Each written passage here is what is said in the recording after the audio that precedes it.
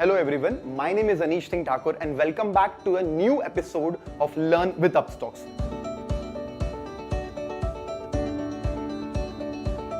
Risk management एक ऐसा word, एक ऐसा टॉपिक जो मैक्सिमम लोगों को या तो नहीं मालूम है और जिन्हें मालूम है उन्हें उन लोगों को इस वर्ड से थोड़ा सा पेन एसोसिएटेड है। ऐसा क्यों? क्योंकि हर कोई उनको ताने देता है, यार तू रिस्क मैनेजमेंट फॉलो नहीं करता ना, इसलिए तेरा लॉस होता है, तुझे रिस्क मैनेजमेंट नहीं मालूम, और इस तरीके की बातें होती हैं। तो क्या होता है रिस्क मैनेजमेंट, आज हम डिस्कस करेंगे। It's a very big subject, लेकिन मैं इस वीडियो में ट्राई करूंगा 4 सबसे इंपॉर्टेंट टॉपिक्स रिस्क मैनेजमेंट के अंदर आप तक बहुत ही क्रिस्टल क्लियर तरीके से सिंपल वर्ड्स में समझा पाऊं आपको। तो चलो स्टार्ट करते हैं। पहला वर्ड देखो, 4 वर्ड्स होते हैं, पहले बता दूं, stop loss, risk reward ratio, risk पर ट्रेड एंड पोजीशन साइजिंग। 4 चीजें। तो स्टॉप लॉस क्या होता है? स्टॉप लॉस हम सबको मालूम है, एक ऑर्डर होता है। जैसे हम अगर 200 रुपीज पे कोई स्टॉक बाय कर रहे हैं तो मैंने 198 रुपीज पे मैंने स्टॉप लॉस लगा दिया कि अगर प्राइस 198 टच करता है तो मेरा लॉस हो गया। तो लोगों को क्या लगता है कि यार मैं ना 5,000 तक का लॉस कर सकता हूं, 10,000 तक का लॉस कर सकता हूं, 1,000 रुपए का लॉस कर सकता हूं, और इस माइंडसेट से वो अपना स्टॉप लॉस लगा देते हैं। बहुत गलत है। It is called illogical stop loss.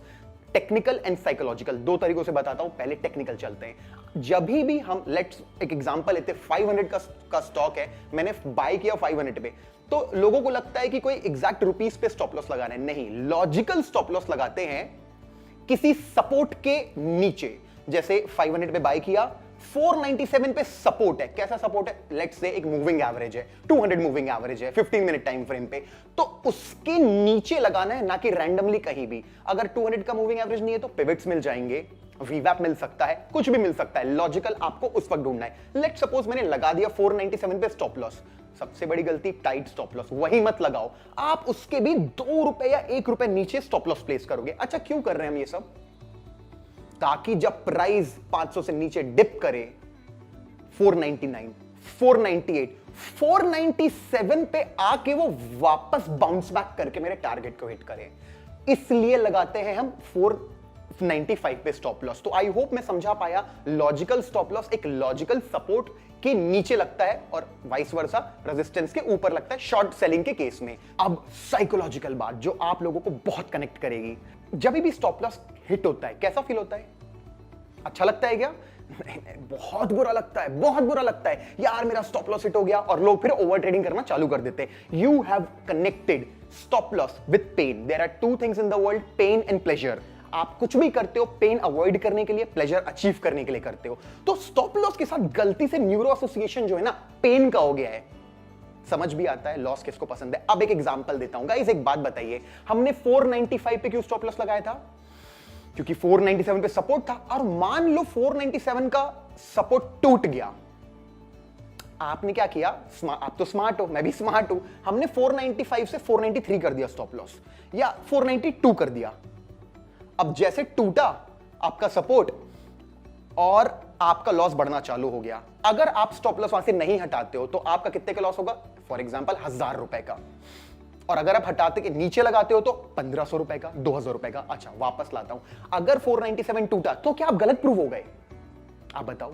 हां, आप गलत प्रूव हो गए। आपका जो एनालिसिस था वो ये था कि ये स्टॉक अब न्यू हाई बनाएगा 510 रुपीज का, लेकिन ये गिर के नीचे आ रहा है, मतलब आप गलत प्रूव हो गए। तो एक और एग्जांपल दिया मैंने। जब आप गलत प्रूव हो जाते हो आपको वो ट्रेड छोड़ देना चाहिए। अगर एग्जांपल देता हूं, 1,000 रुपए का लॉस पसंद है कि 1,500 का कि 2,000 का? आप बताओ। डेफिनेटली आप बोलोगे 1,000 रुपए का लॉस अच्छा है ना सर। तो एक बात बताइए, 1,000, आज के बाद आपको ऐसे सोचना है कि 1,000 का लॉस मेरे लिए अच्छा है, पेन कनेक्ट नहीं करना है, क्योंकि अगर मैं इसे एक्सेप्ट नहीं करूंगा तो 1,500 का या 2,000 का लॉस होगा। अगर आप इस तरीके से अपनी साइकोलॉजी को शिफ्ट करते हो तो you will connect stop loss with pleasure rather than pain. Now the second thing is called risk reward ratio, RRR, कुछ लोग R2R कहते हैं। ये क्या होता है यार? एक सिंपल मैथमेटिकल कैलकुलेशन है। अगर 500 का स्टॉक है, मेरा 495 पे स्टॉप लॉस लगा है, तो 5 रुपए का स्टॉप लॉस है, तो स्टैंडर्ड वाइज मुझे टारगेट लेना चाहिए 510 रुपीज का। मतलब कि लॉस हुआ तो 5,000 का, प्रॉफिट हुआ तो 10,000 का। इसको बोलते हैं रिस्क रिवॉर्ड रेशियो। कितने का स्टॉप लॉस है? 5 रुपए का। टारगेट कितना है? 10 रुपए का। डिवाइड कर दो 1:2 हो गया। तो ये होता है एक standard definition risk to reward ratio का। अगर आपकी ट्रेडिंग आप कर रहे हो और रिस्क रिवॉर्ड रेशियो आपने मेंटेन नहीं किया, फॉर एग्जांपल मेरा स्टॉप लॉस है 495 का और टारगेट है 503 रुपीस का, मतलब मैं कमाऊंगा तो 3000 और गवाऊंगा तो 5000, गलत हो गया ना। तो अगर ऐसे ट्रेड आप करते हो जिसमें कि रिस्क रिवॉर्ड मैच नहीं हो रहा है, तो आप कुछ भी करें आप लॉस में ही रहेंगे। इसीलिए बहुत इंपॉर्टेंट कंपोनेंट होता है रिस्क मैनेजमेंट का कि हाँ स्टॉप लॉस लगा दिया, आरआरआर क्या है, फेवरेबल है, गो अहेड। फिर तीसरे चौथे की बात करेंगे, बट सेकंड स्टेज होता है रिस्क मैनेजमेंट का, रिस्क रिवॉर्ड रेशियो मेंटेन करने का। जब भी रिस्क रिवॉर्ड रेशियो 1:1.5 का होता है तो आप वो ट्रेड ले सकते हो, लेकिन अगर रिस्क रिवॉर्ड रेशियो आपका कम है 1:1.5 से, तो आप लॉन्ग टर्म में प्रॉफिटेबल नहीं हो पाओगे। फॉर एग्जांपल मैंने समझाया, टारगेट 507.5, स्टॉप लॉस 495, 1:1.5 मेंटेन्ड है। And guys some of the times अगर आप रिस्क रिवॉर्ड देखते हो तो कभी कभी 1:3, 1:4 भी अचीव होता है। एंड ये तो हो गई इंट्राडे ट्रेडिंग की बात। स्विंग ट्रेडिंग में मेरे हिसाब से आपका मिनिमम रिस्क रिवॉर्ड रेशियो 1:3 के ऊपर होना चाहिए, 1:4, 1:5, then only it makes sense to take a swing trade. तो I highly recommend everyone do not take trades जिनका रिस्क रिवॉर्ड रेशियो 1:1.5 से नीचे हो। मतलब अगर हमने 500 पे बाय किया है, 495 मेरा स्टॉप लॉस है 5 रुपए का, तो एटलीस्ट 7.5 रुपीस का टारगेट होना चाहिए, तो इसको बोलेंगे 1:1.5। और अगर उसके नीचे के ट्रेड्स मिल रहे हैं, जैसे 1:1 बोलने का मतलब है 495 का स्टॉप लॉस, 505 का टारगेट, हाँ लुक्स लाइक फेवरेबल है, बट नहीं, लॉन्ग टर्म में आपको लॉस हो सकता है, क्योंकि एक विन रेट भी आपको मेंटेन करना पड़ता है। इसीलिए सजेस्टेड है 1:1.5 के नीचे का अगर आपको ट्रेड मिलता है, you should avoid that trade definitely. And this was all for intraday trading. Now for swing traders, you should always try to maintain your risk reward ratio minimum 1:3. अगर 5 रुपए का स्टॉप लॉस है तो 15 rupees का target, 20 का target, 25, तो swing trading में बिल्कुल पॉसिबल होता है, बिकॉज उसको हम टाइम देते हैं ग्रो करने के लिए। इंट्राडे ट्रेडिंग में आप जबरदस्ती बोलेंगे नहीं मेरे को 1:2 चाहिए, 1:2.5 चाहिए, तो हो सकता है मार्केट रिवर्स कर जाए। इसलिए इंट्राडे ट्रेडर्स 1:1.5 एंड स्विंग 1:3+।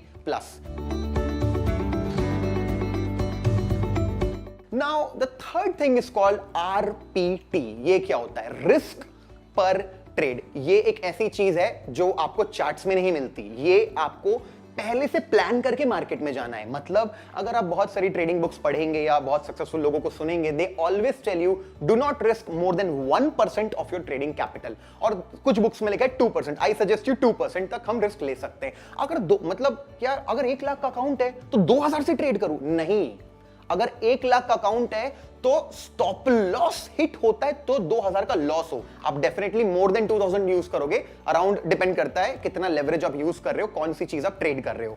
तो रिस्क पर ट्रेड मैं सजेस्ट करता हूं 2%, मैक्सिमम 2.5% होना चाहिए कभी भी किसी ट्रेड में। मतलब अगर एक एग्जांपल देता हूं, अगर मान लेते हैं हमारा कैपिटल 1 लाख रुपए है, तो मैं 2000 रुपए के ऊपर लॉस नहीं देखना चाहता, तो क्या करूं? स्टॉप लॉस के साथ छेड़छाड़ करूं? नहीं, यहीं पे लोग फंस जाते हैं। अगर आपने स्टॉप लॉस के साथ छेड़छाड़ की तो आपका लॉस होगा। तो रिस्क पर ट्रेड को मैच करना पड़ता है फोर्थ कंपोनेंट के साथ, जो होता है पोजीशन साइजिंग।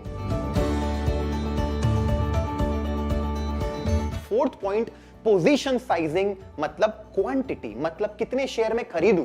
अगर मुझे अभी कोई अपॉर्चुनिटी मिल रही है, अभी 500 पे ब्रेकआउट हो रहा है, यार ट्रेड अच्छा मिल सकता है, 510 तक जा सकता है, तो कितनी क्वांटिटी खरीदनी है ये आप अपने मन से नहीं चूज करेंगे। आपके अकाउंट में 1 लाख है तो पूरा 1 लाख का नहीं खरीदेंगे, पूरा लेवरेज नहीं लेंगे, क्या करेंगे? तो इसका सिंपल फॉर्मूला होता है पोजीशन साइजिंग और quantity is equals to RPT, risk पर trade divide by stop loss in rupees. मतलब quantity is equals to RPT by stop loss in rupees. अब एग्जांपल, 1 लाख रुपए का अकाउंट है, 2000 में रिस्क कर सकता हूं, ठीक है, स्टॉप लॉस 5 रुपए का है, ठीक है। तो अगर मैं क्वांटिटी पे जाऊंगा तो आरपीटी कितना है? 2000 रुपीज। डिवाइड किससे करोगे? 5 रुपीज से। तो 2000 को जब हम डिवाइड करेंगे 5 रुपीज जो आपका स्टॉप लॉस है, तो क्या आएगा नंबर? 400। क्या है 400? 400 नंबर ऑफ शेयर्स है जो आप मैक्सिमम ले सकते हो।